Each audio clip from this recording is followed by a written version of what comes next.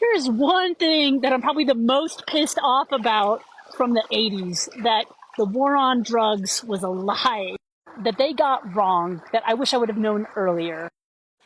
Hi, my name is Heather, and I am a 20-year first responder turned holistic health nurse coach, and I'm here to inspire and support you to take better care of yourself.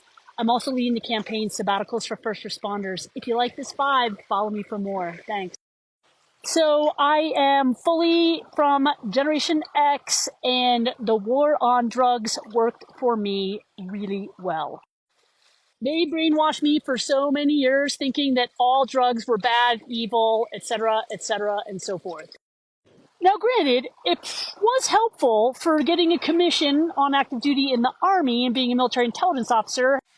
I probably wouldn't have been able to have a high-end security clearance like I did. Because had I experimented with that stuff in high school or college, I probably wouldn't have been able to do that. So I'll have my moment of gratitude. However, the war on drugs set back research on psychedelic-assisted therapy for decades. And that is really a big bummer for people suffering from things like depression, anxiety, PTSD. It's been resistant to other modalities. Not to get into politics or anything, so I'll keep this really concrete.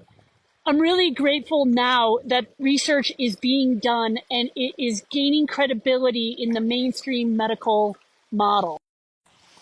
Right now, across the US, ketamine-assisted therapy is being accepted for treatment for depression, anxiety, PTSD that's resistant to other modalities. That means that you can seek it out legally and get it. However, the disparity here that's frustrating is that because it's still considered off-label, not all, probably most, insurances won't cover it, which means that you might not have access to it if you don't have the means to pay for that higher level of care that comes. Which is super frustrating because, to the best of my knowledge, ketamine is a generic drug now and is actually really cheap. Anyway, in some states, you can receive legally psilocybin-assisted therapy, and in other states, you only may be able to access that as a part of an academic teaching hospital's research. There are some jurisdictions like Oakland, California, where it's not legal, but it's not enforced. Or where you may be able to join a church that has, as a practice of that religion, doing plant medicine ceremonies. Which, don't scoff at that, that's legit. There are so many indigenous cultures that have been using plant medicine ceremonies of one type or another for millennia. And here's a short interlude of some geese. I guess they're saying, like, Alaska was cool and all, but it's time to go south. Otherwise, there are facilitators all over the US in the underground doing amazing things with these plants that are not controlled or regulated by the US, but they have significant and profound indigenous cultural value and maybe a benefit to you in your spiritual or personal or emotional mental health journey. There's plenty of good books and lots of good sites out there to support that content. I would love to see many of these modalities be more mainstream, as I truly believe they can and do help so many people. And I'd love to see greater equity for all. And I certainly don't want to see Western pharmaceutical companies getting control of this industry.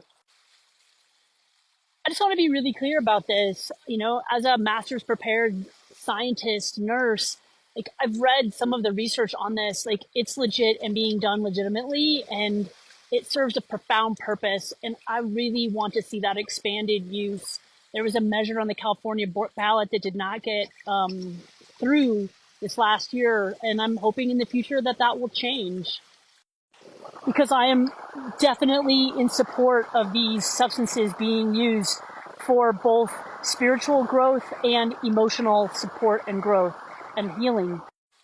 Also, I want to be really clear that I'm not encouraging anyone to get themselves in a situation where they are finding themselves, around or with a substance that is still considered illegal, that could get them in trouble, because that can have lifelong consequences. I feel especially important to say how, you know, the inequities that have happened traditionally with populations of people of color. And, you know, it sucks that like that has to be such a consideration for treatment and care. So I'm definitely wanting to be an advocate for this. If you like this content, please go back to my main profile page, watch some other videos, give me a follow. I appreciate you sharing this or saving it for later.